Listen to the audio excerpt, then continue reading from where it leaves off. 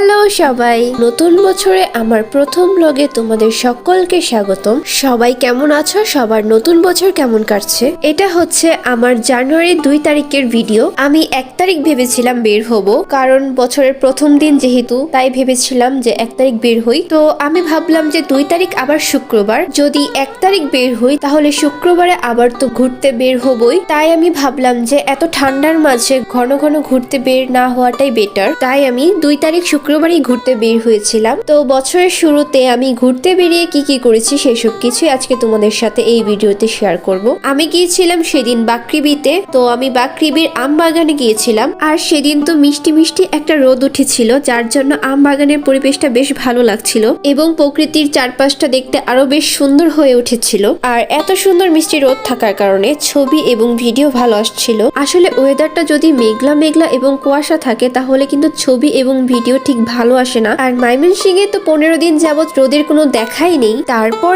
আমবাগান থেকে আমার প্ল্যান ছিল যে আমি গোলাপের বাগানে যাব, এর মানে হচ্ছে গোলাপ বাগানে। তো সেইখানে যাওয়ারই প্ল্যান ছিল। তারপর সেখানে গিয়েছিলামও, কিন্তু গিয়ে দেখি যে গোলাপ বাগানে গেট বন্ধ ছিল, সেই জন্য আর ভেতরে যাওয়া হয়নি। আর এখন তো আম বাগানে আর আগের মতো সরিষা ক্ষেত নেই, আগে তো ছিল, তবে রাস্তাটা কিন্তু খুবই সুন্দর আম বাগানের। সেই জন্য আমি আম বাগানে এই রাস্তাটাই আসি ছবি তোলার জন্য, কারণ এখানে ছবি খুবই ভালো আসে এবং বেশ ভালো লাগে, খুবই নিরিবিলি একটা পরিবেশ। তারপর আমরা আমবাগানের এই রাস্তাটা দিয়ে যাই, যদিও অনেকটা হেঁটে যেতে হবে, তবু সমস্যা নেই, কারণ এই রাস্তাটা আরো বেশি সুন্দর, খুবই একটা গ্রাম্য পরিবেশ। যদিও বেশ ঠান্ডা ছিল, যেহেতু চারপাশে খুবই গাছগাছালি, যার জন্য ঠান্ডাটা বেশি লাগছিল। তার উপরে আবার তো বিকেল গড়িয়ে সন্ধে হতে যাচ্ছিল, তো ঠান্ডা লাগাটাই তো স্বাভাবিক। তারপর এখান থেকে আমি চলে যাই হচ্ছে হ্যাবিলি রেস্টুরেন্টে। আমি আগেও একবার এই রেস্টুরেন্টটা এসেছিলাম, অবশ্য ভিডিও দিয়েছিলাম, তোমরা যারা ভিডিওটা দেখেছো তারা অবশ্যই জানো। অবশ্য বাকৃবিতে আসলে আমি এই রেস্টুরেন্টটাতে আসি, কারণ এই রেস্টুরেন্টের খাবার আমার কাছে বেটার মনে হয়, সেই জন্য। আমি আগের বার এসেও এই সেম খাবারগুলোই অর্ডার করেছিলাম,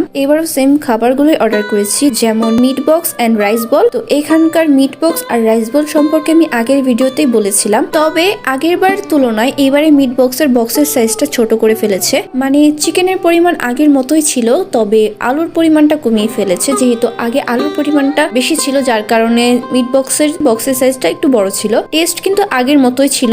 আর কথা হচ্ছে যে রাইস বোলের টেস্টটা কিন্তু আগের তুলনায় বেশ ভালো হয়েছে। আসলে বলতে গেলে বাকৃবিতে যদি আসা হয় তাহলে আমার মনে হয় হ্যাবিলি রেস্টুরেন্টটাই খাবারের জন্য আমাদের কাছে বেস্ট অপশন। তো আজকের ভিডিওটা এই পর্যন্তই। আর কথা হচ্ছে যে আমার ভিডিওটা এডিট করতে করতে অনেক লেট হয়ে যায়, যার কারণে আমি এত লেটে ভিডিওটা আপলোড করি। এমনকি অলসতার কারণে এই ভিডিওটা আমি 4 দিন যাবত এডিট করেই যাচ্ছি। অবশেষে আমার এডিটের পালা শেষ হলো, আর আমি ভিডিওটা আপলোড করে ফেললাম। আজকের আমার ভিডিওটা তোমাদের কেমন লেগেছে কমেন্ট করে জানিও। আবার দেখা হচ্ছে পরবর্তী কোনো নতুন ভিডিও নিয়ে। ততক্ষণ তোমরা সুস্থ থাকবে, ভালো থাকবে, বাই।